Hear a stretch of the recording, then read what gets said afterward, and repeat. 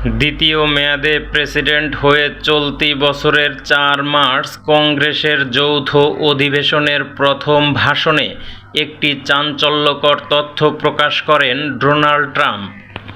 ২০২১ সালের আগস্টে আফগানিস্তানের কাবুল বিমানবন্দরে ভয়াবহ অ্যাভেগেট বোমা হামলার কথা উল্লেখ করেন ট্রাম্প। তিনি বলেন, হামলার হোতাকে গ্রেপ্তার করা হয়েছে। তালেবানের ক্ষমতা দখলের পর যখন হাজার হাজার আফগান পালিয়ে যাওয়ার চেষ্টা করছিলেন, তখন বিমানবন্দরের অ্যাভেগেটে হামলার ঘটনাটি ঘটে। হামলাকারীকে গ্রেপ্তারের জন্য পাকিস্তানকে কৃতিত্ব দেন প্রেসিডেন্ট ট্রাম্প। ভাষণে তিনি বলেন, এই দানবকে গ্রেপ্তার করতে সাহায্য করায় আমি বিশেষ করে পাকিস্তান সরকারকে ধন্যবাদ জানাতে চাই। এর প্রায় ৩.৫ মাস পর গত বুধবার পাকিস্তানের সেনাপ্রধান আসিম মুনিরকে হোয়াইট হাউসে মধ্যাহ্নভোজে আপ্যায়ন করেন প্রেসিডেন্ট ট্রাম্প। এই প্রথম একজন মার্কিন প্রেসিডেন্ট পাকিস্তানের কোনো সেনাপ্রধানকে আতিথ্য দিলেন যিনি দেশটির রাষ্ট্রপ্রধান নন। আসিম মুনির ৫ দিনের সফরে যুক্তরাষ্ট্রে রয়েছেন। পাকিস্তানকে উদ্দেশ্য করে ৭ বছর আগে ট্রাম্প অভিযোগ করেছিলেন এই দেশটি যুক্তরাষ্ট্রকে মিথ্যা আর প্রতারণা ছাড়া কিছুই দেয়নি এবং এটি সন্ত্রাসীদের নিরাপদ আশ্রয়স্থল। আর সাবেক প্রেসিডেন্ট জো বাইডেন পাকিস্তানকে উদ্দেশ্য করে বলেছিলেন, এই দেশটি সবচেয়ে বিপজ্জনক দেশগুলোর একটি। সেই দেশের প্রতি ট্রাম্পের বর্তমান মনোভাব একটি নাটকীয় পরিবর্তন। বিশেষজ্ঞরা বলছেন, ট্রাম্পের দ্বিতীয় মেয়াদের প্রশাসনের অধীনে সম্পর্ক পুনর্গঠনের কাজটি কয়েক সপ্তাহ ধরেই চলছিল। গত মে মাসে ভারত ও পাকিস্তানের মধ্যে স্বল্প সময়ের কিন্তু তীব্র সামরিক সংঘাতের সময় এটি আরও সুসংহত হয়। ওই সংঘাতে যুক্তরাষ্ট্র যুদ্ধবিরতির মধ্যস্থতা করার চেষ্টা করেছিল। অবশ্য কিছু বিশ্লেষক সতর্ক করে বলেছেন, নতুন করে গড়ে ওঠা এই সম্পর্ককে প্রাতিষ্ঠানিক নীতির পরিবর্তে ট্রাম্পের ব্যক্তিগত অবস্থানের ফল হিসেবে দেখা উচিত। মিডল ইস্ট ইনস্টিটিউট MEI এর জ্যেষ্ঠ ফেলো মার্ভিন ওয়েইনবাউম বলেন, আমরা এমন একটি প্রশাসনের সঙ্গে কাজ করছি যারা প্রতি ঘন্টায় তাদের সুর পাল্টায়। এখানে নিয়ম নীতি বলে কিছু নেই। তিনি বলেন, এই মুহূর্তে যুক্তরাষ্ট্রের কোনো আগ্রহ নেই বলছে তো পরের মিনিটেই অগ্রাধিকার দ্রুতই পরিবর্তন হচ্ছে। আপনি এমন একটি প্রশাসনের সঙ্গে কাজ করছেন যেটি অস্থির এবং ব্যক্তি নিয়ন্ত্রিত। এটি প্রথাগত মার্কিন পররাষ্ট্রনীতির সঙ্গে সঙ্গতিপূর্ণ নয়। তবে অন্যরা বলছেন, আসিম মুনিরকে ট্রাম্পের আতিথ্য জানানোর এই দৃষ্টিভঙ্গির তাৎপর্য রয়েছে। সিটি ইউনিভার্সিটি অব নিউ ইয়র্কের ডিস্টিংগুইশড লেকচারার রাজা আহমদ রুমি বলেন, পাকিস্তানের সেনাপ্রধানকে ট্রাম্পের মধ্যাহ্নভোজের আমন্ত্রণ কেবল প্রোটোকল ভঙ্গই নয়, এটি প্রোটোকলকে নতুনভাবে সংজ্ঞায়িত করছে।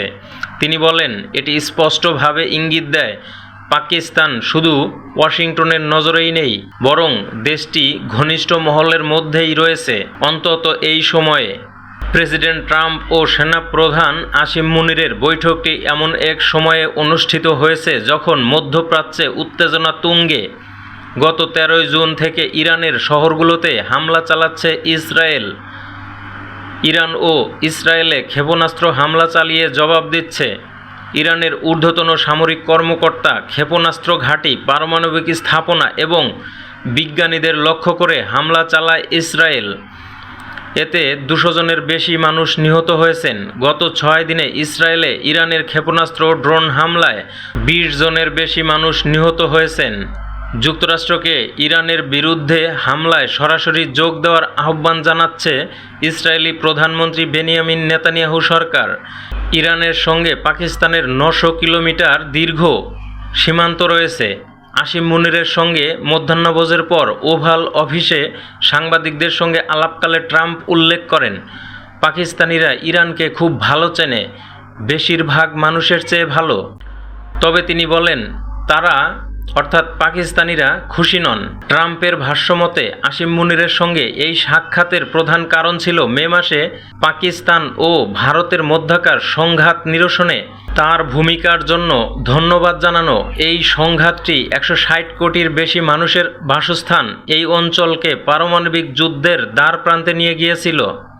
ভারতের প্রধানমন্ত্রী নরেন্দ্র মোদীর সঙ্গে উষ্ণ সম্পর্কের জন্য পরিচিত ট্রাম্প তিনি বলেন তাকে অর্থাৎ আসিম মুনিরকে এখানে আমন্ত্রণ জানানোর কারণ ছিল আমি তাকে যুদ্ধে না যাওয়ার জন্য ধন্যবাদ জানাতে চেয়েছি।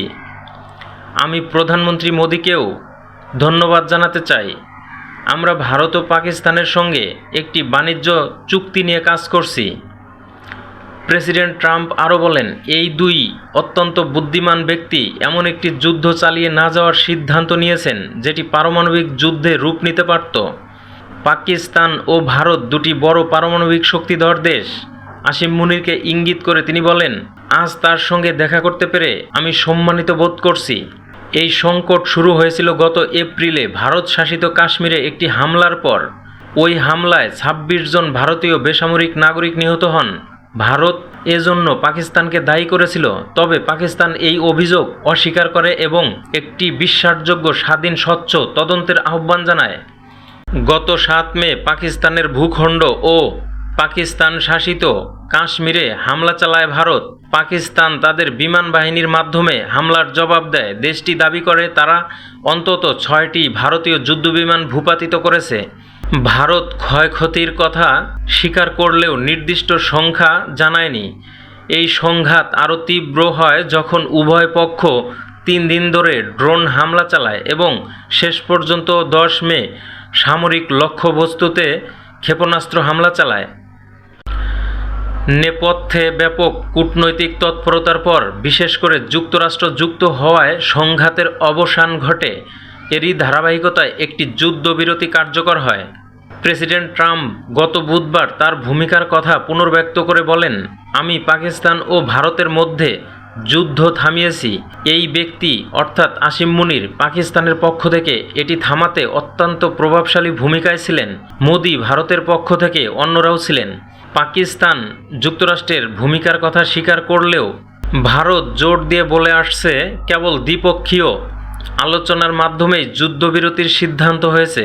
ওয়াশিংটন ভিত্তিক পরামর্শক সংস্থা পলিট্যাক্টের চিফ স্ট্র্যাটেজিস্ট আরিফ আনসার বলেন ভারত পাকিস্তান সংঘাতের সময় পাকিস্তানের সামরিক সক্ষমতা ট্রাম্পকে দেশটির সঙ্গে যোগাযোগে আগ্রহী করে তুলেছে। আরিফ আনসার বলেন দেশটি অর্থাৎ পাকিস্তান প্রমাণ করেছে নিজেদের রাজনৈতিক ও অর্থনৈতিক চ্যালেঞ্জ সত্ত্বেও তারা অনেক বড় প্রতিপক্ষকে কৌশলে পরাস্ত করতে পারে।